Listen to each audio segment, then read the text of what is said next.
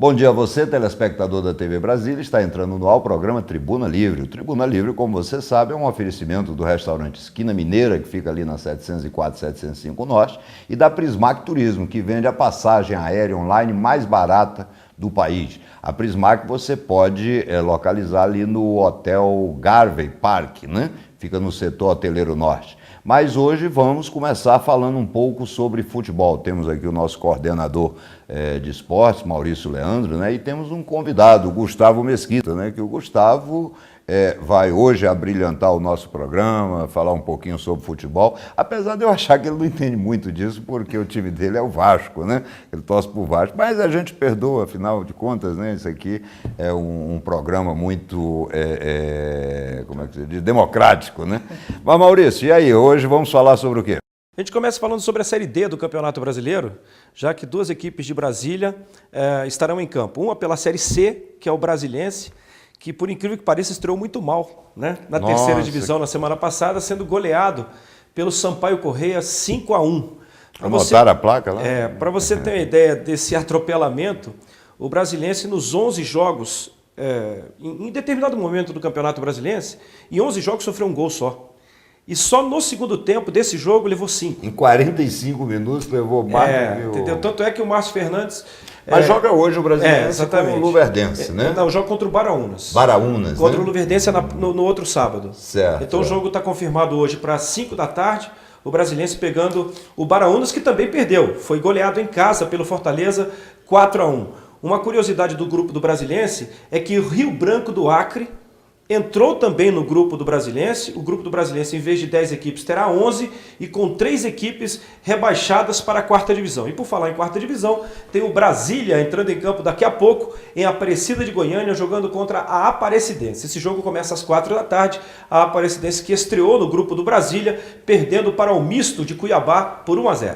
Bem, falamos então sobre o futebol local, agora vamos falar um pouquinho sobre o Atlético Mineiro. Gustavo, o Atlético é a única equipe brasileira que vai continuar na Taça Libertadores. Você acha que o Atlético mostrou futebol para isso? Sim, é favorito, entendeu? Tem aquele quadrado ofensivo com o Tardelli, com o Jô, com o Bernard e com o Ronaldinho Gaúcho.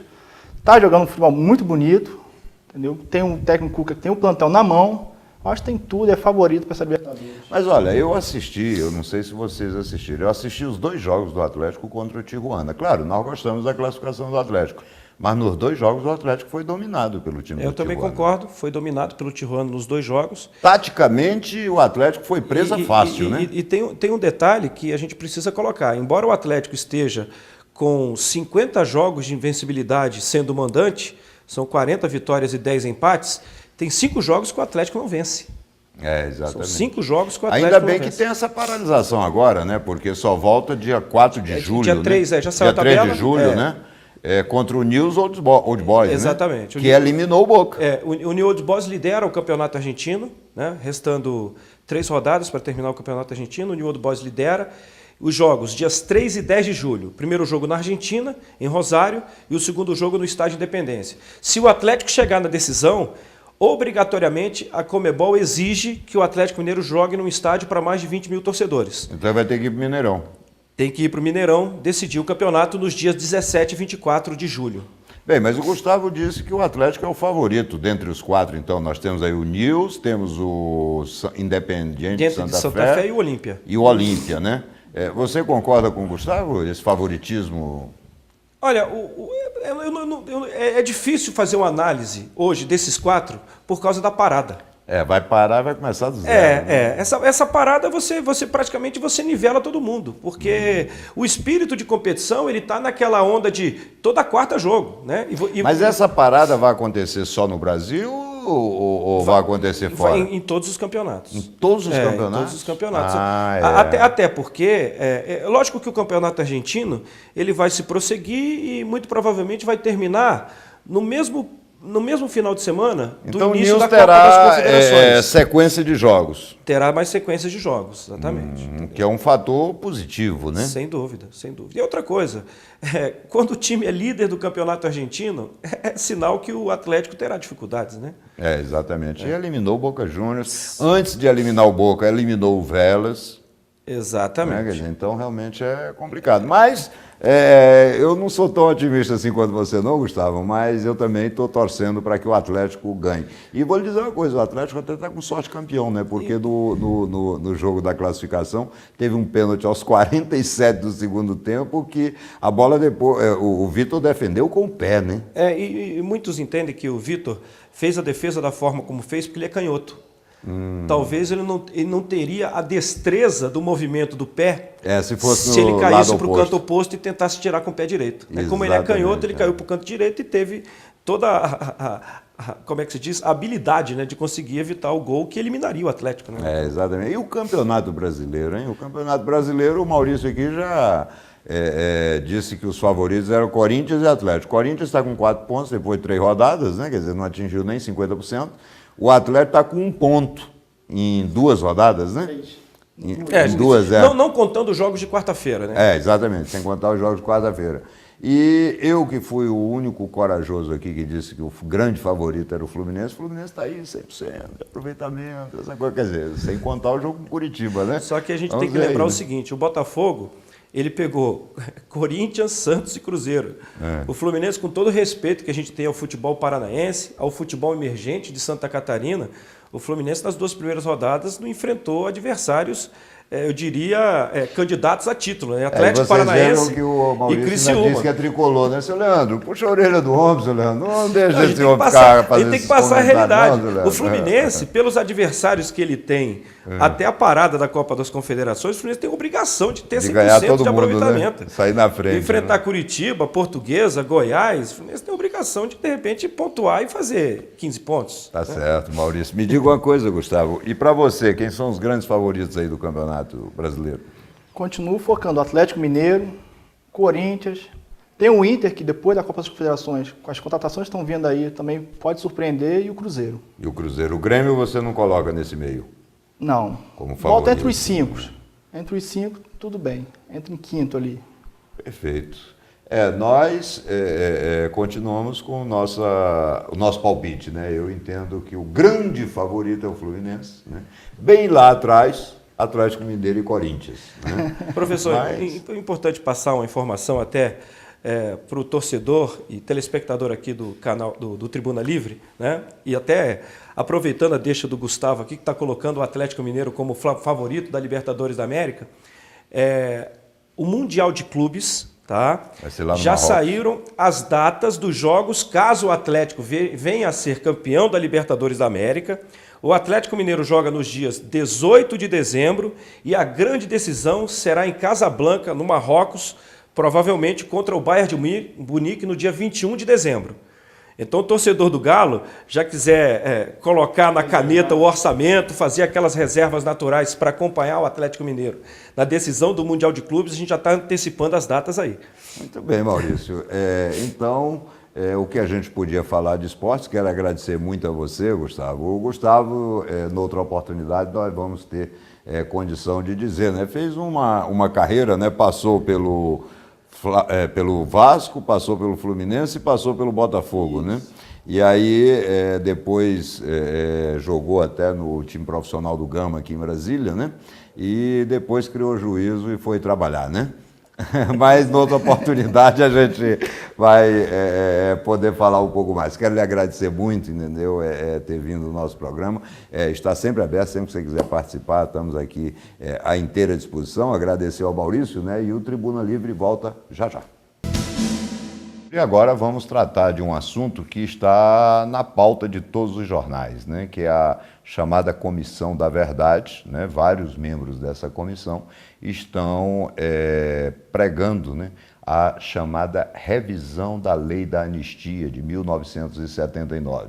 E para tratar desse assunto, né, nós trouxemos aqui um convidado especial, mas eu também tratei de me cercar aqui, né, do Coronel Cantídio, né, que faz parte do movimento aí dos militares, tem nos ajudado, nos prestou muitas informações para que possa subsidiar aqui a nossa discussão. E hoje a nossa bancada está completa, né? Temos aqui João Eduardo Zisman, que se recuperou aí, né? Ele teve, parece que uma gripezinha e tudo, e na idade dele qualquer gripe leva para a cama, né?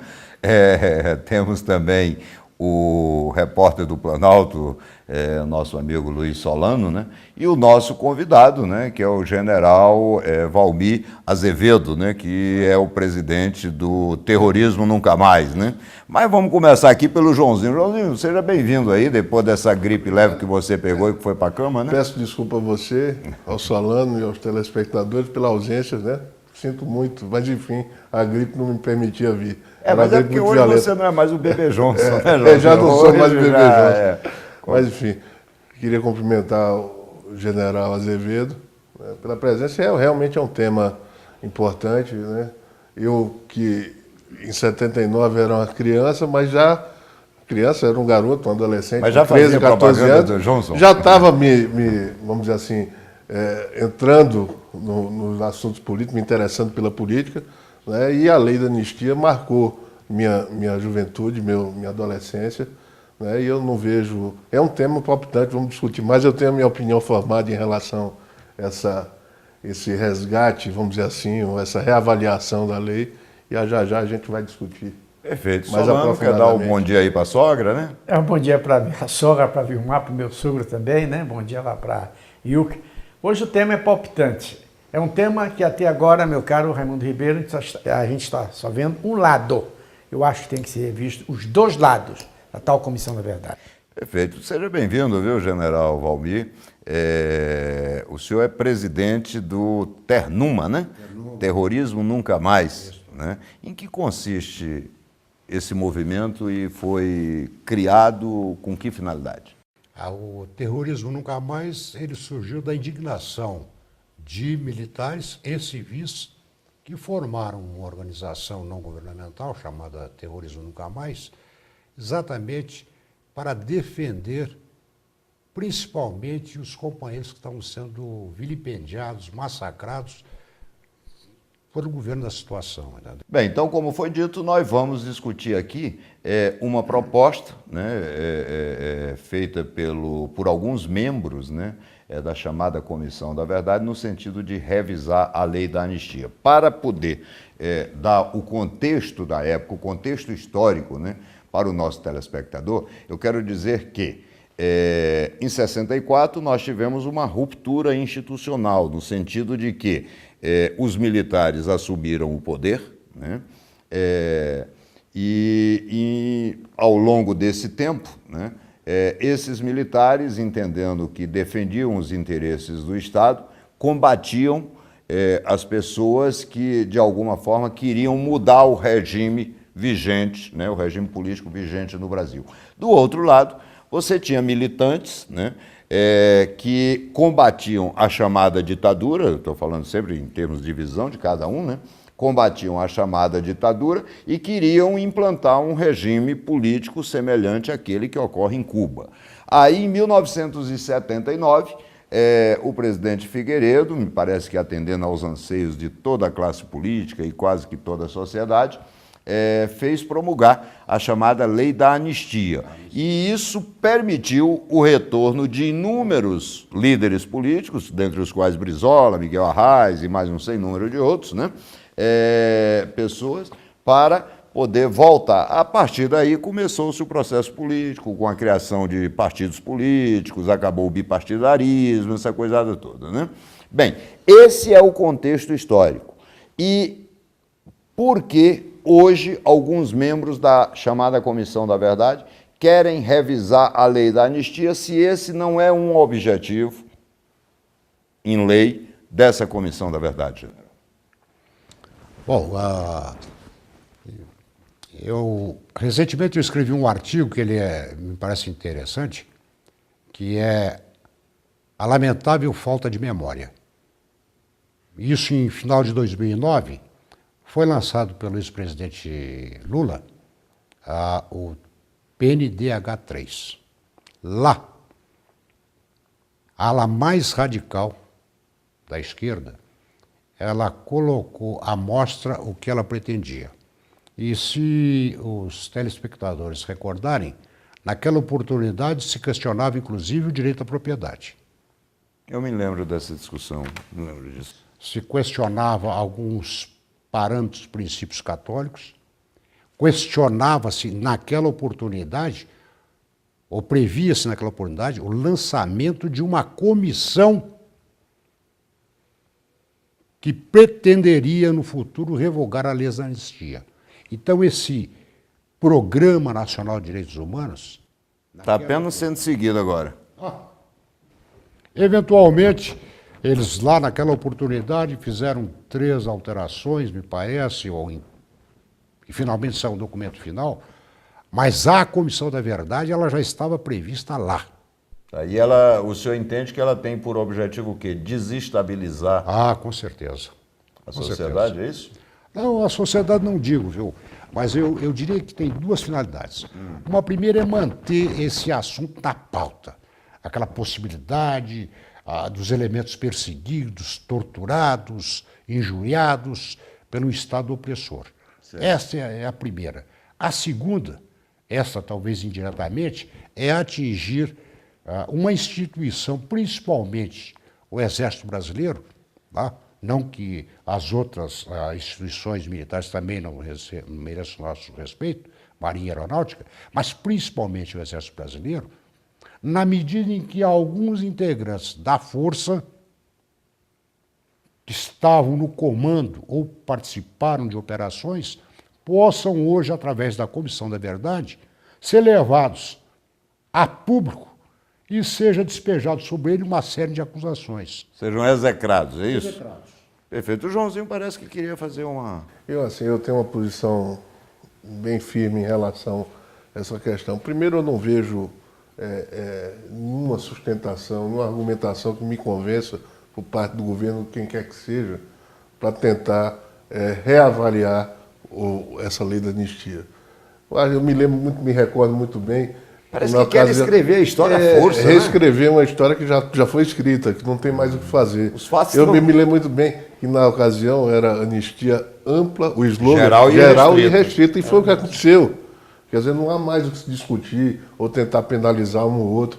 Nós conversávamos um pouco antes de iniciar o programa, e eu conversava com o general e falava assim, eu tenho a impressão que a Comissão da Verdade ela deve funcionar, mas na medida de resgatar a cidadania daqueles que foram desaparecidos. Evidentemente que o aparato do Estado ele tem os arquivos mais em dia, mas enfim, aquele militante que procurou, que foi defender seus ideais, que se perdeu, enfim, ou que morreu em combate, ele tem que ser resgatado, a família tem que receber o seu documento, o atestado de óbito, coisa que vale. Isso de ambos os lados, né? Porque existem de ambos os lados.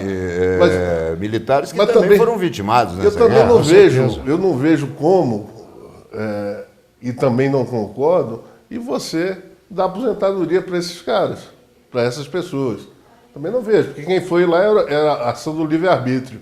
Foi lá porque queria combater, né? Enfim, são questões... Quer dizer, tentar fazer uma reparação pecuniária agora em dinheiro... Eu não vejo, são questões assim tão claras na minha cabeça, que passaram tantos anos, eu sei, ao longo de 40 anos, você querer instituir um tribunal, né? Que ânimo você vai ter para fazer um julgamento? Que lisura de processo? Qual é a lisura que vai existir? Então não vejo. Houve a anistia e ali acabou. Virou a página, né? Essa é a opinião que eu tenho e é formada. O general, como todo militar, é muito disciplinado, né? Então ele está aqui toda hora gesticulando para falar. Pode interromper, general. Aqui a tribuna é livre. A tribuna é livre, diga. Apenas o seguinte... Passa por cima do Solano, pronto. Não, a palavra é sua, eu tenho uma opinião formada. Apenas, não contradizendo o que o amigo falou, mas é bem clara uma declaração recente da Maria do Rosário, em que ela fala, eu não estou inventando, ela diz sobre a revisão da lei da anistia. Evidentemente, pode não concordar, eu não concordar, mas ela é integrante da comissão e a opinião dela é esta. E me parece que de outros membros. Existe um membro da comissão, esses dias eu tenho até a foto dele, um membro que textualmente diz que é contra a revisão da lei da anistia. Entretanto, a Maria do Rosário ela é taxativa. E acredito que outros, o tal de Fonteles, acredito que outros também. Mas, general, aqui não se trata de ser contra ou a favor. Existe uma lei, essa lei produziu seus efeitos, ou nós vamos ressuscitar o Brizola e devolvê-lo para o exílio? Ou nós vamos ressuscitar...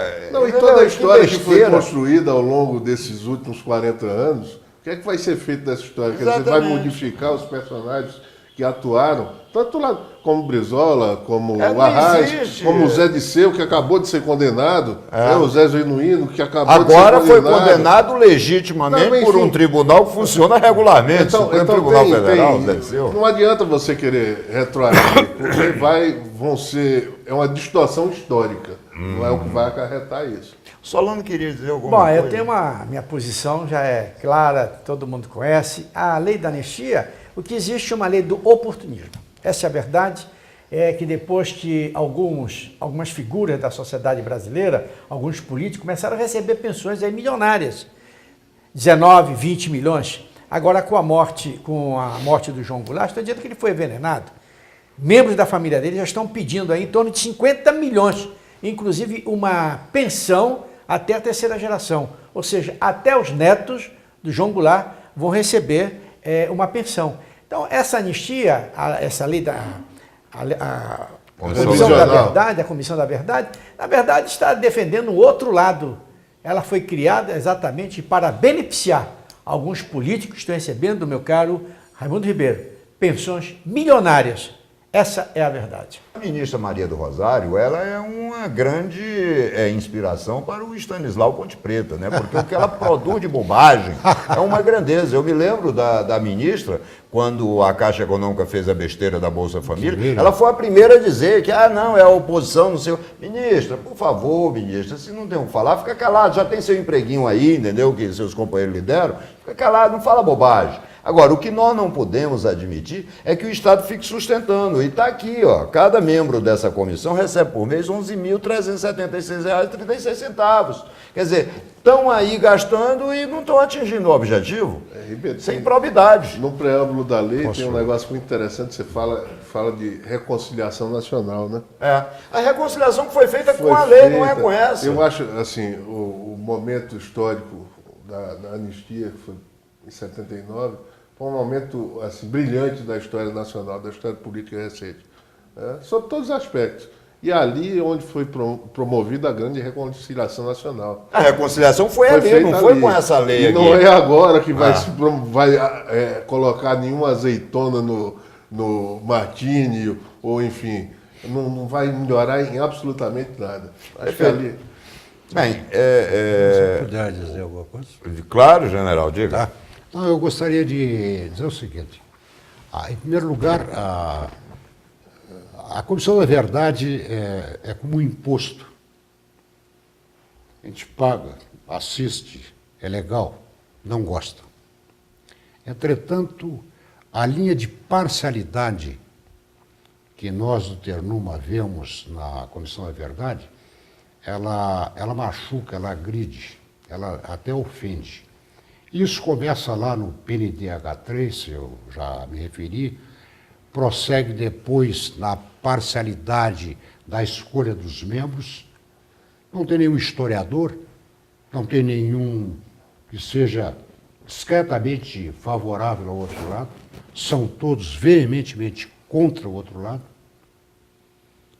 Ou seja, a comissão é composta para causar algum dano no outro lado. E tem causado, e bastante. Nós vimos esses dias o coronel Ustra perante a comissão. Eu mesmo, alguns dias atrás, estive perante a comissão, entendeu? E sou mais um número nos relatórios. X generais já foram escutados por nós. Eu sou um deles. E não tinham nada contra mim. Não participei de nenhum grupo, não participei de nenhuma operação.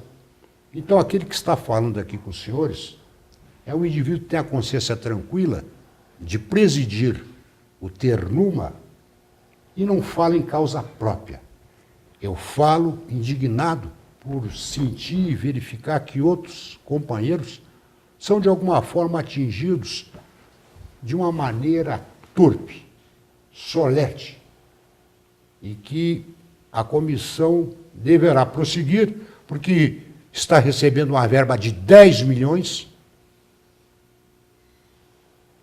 e certamente poderá ser prorrogada. Ela completou 1 ano semana passada. Ela tem 2 anos de durabilidade. Mas certamente, na medida em que ela cause o estrago que vai causar, ela será prorrogada com certeza. Mas, general, o senhor coloca essa questão e eu vejo que o título é Terrorismo Nunca Mais. Por quê? Porque na visão de vocês, o que aconteceu na época foi terrorismo, né? Como na visão deles, o que aconteceu foi ditadura. Né? E nós não podemos deixar aqui de relatar, né, um dado que é histórico. Esse é um dado histórico. Né? Eu vejo alguns partidozinhos, entendeu, fazendo propaganda na televisão, dizendo que está defendendo democracia. É mentira. Tem alguns partidos que a democracia não faz parte do seu ideário. E tem outra coisa, a gente não pode esconder um fato que é já confessado por várias pessoas que participaram desses movimentos românticos que aconteceram, né, na década de 60 e 70. Ninguém deles queria, na verdade, a democracia, não. O que eles queriam era implantar uma ditadura idêntica àquela que existe em Cuba. Ou seja, queriam trocar uma ditadura pela outra. Por quê? Ditadura. Porque, na verdade, com a ruptura institucional, ou seja, os militares assumindo o poder sem ter sido pelo voto direto, né, então podemos, a partir daí, apelidá-lo de ditadura. Só que trocar uma pela outra não significa muita coisa. E essa história de você hoje ter, circunstancialmente, o poder político e, a partir daí, querer escrever a história, ora, os fatos são maiores do que as versões. Com certeza. Então não dá para fazer. Eu acho o seguinte, sabe, presidente Dilma, a senhora que inclusive foi uma ativa participante, inclusive, segundo dizem, né, de um assalto que vitimou uma pessoa, né? A senhora que foi uma ativa participante, quebre o galho da população brasileira. Acaba com essa besteira de dizer que é comissão da verdade, porque de verdade não tem nada. E está se gastando dinheiro público. 11.376,36 centavos para cada um deles. Então vamos parar com essa conversa, entendeu? E tentar ver se fala a verdade com a população brasileira, né? Bem, mas nós teríamos muito o que falar sobre esse tema, porque realmente é um tema que interessa a todos os brasileiros, que de forma direta ou indireta, né, afeta a cada um de nós. Mas, infelizmente, o nosso tempo é curto, né? Então não conseguimos falar tudo o que pensamos. Agora vamos falar um pouquinho também sobre o direito do consumidor, né? E para falar sobre o direito do consumidor, temos aqui o doutor José Vieira, né? Doutor José Vieira, qual a pergunta de hoje? Bom dia, doutor Ribeiro. Bom dia a todos. Olá, consumidor. Você que fez um plano empresarial com determinada operadora celular, você tem 90 dias para pedir para que a determinada empresa corrija as falhas na prestação de serviço. Não sendo atendido, você pode buscar apoio no PROCON da sua cidade. E aí, não sendo atendido ainda, você pode fazer o levantamento se existiu perdas e danos morais e buscar essa reparação mediante uma ação anulatória de contrato na via judicial. E o valor da ação é o somatório do contrato mais o valor da reparação de danos que você tenta buscar.